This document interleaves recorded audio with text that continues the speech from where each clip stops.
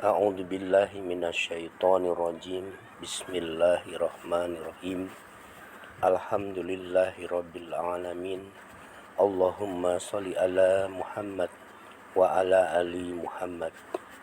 Renungan di akhir malam, edisi 2 Rajab 1444 Hijriah. Renungan untuk wanita. Sahabat solehku, wahai wanita, perbanyaklah sedekah dan istighfar. Tutuplah auratmu, jaga sholat dan kehormatanmu, serta bersemangatlah menuntut ilmu.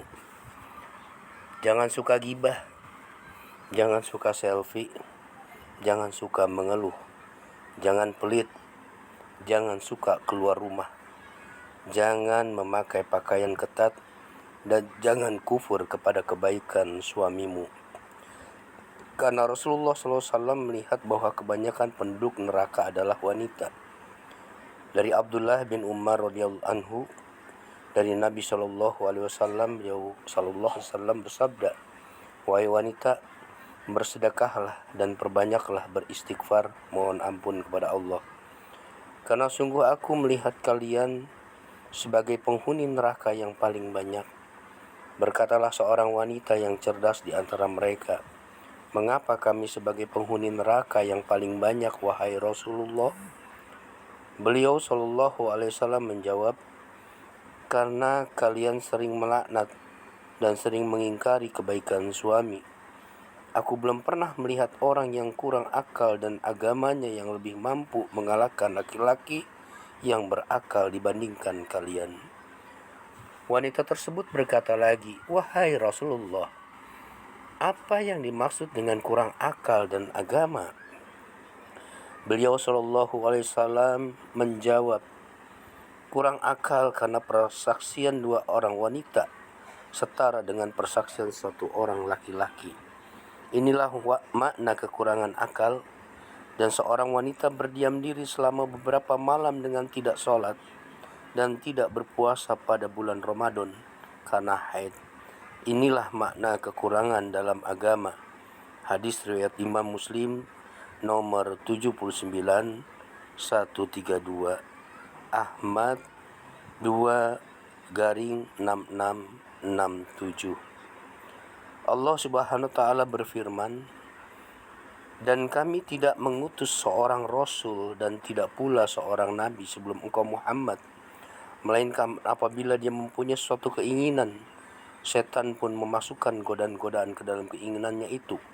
Tapi Allah menghilangkan apa yang dimaksudkan syaitan itu, dan Allah akan menguatkan ayat-ayatnya, dan Allah Maha mengetahui, Maha bijaksana. Quran Surat Al-Hajj ayat ke-52.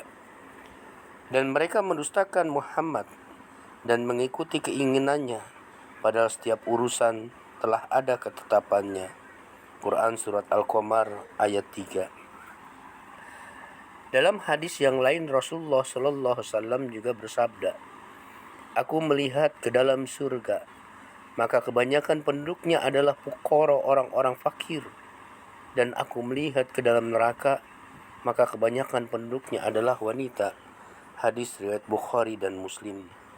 Allah Subhanahu wa taala berfirman, maka pernahkah kamu melihat orang yang menjadikan hawa nafsunya sebagai ilahnya, dan Allah membiarkan sesat dengan pengetahuannya, dan Allah telah mengunci pendengaran dan hatinya, serta meletakkan tutup atas penglihatannya.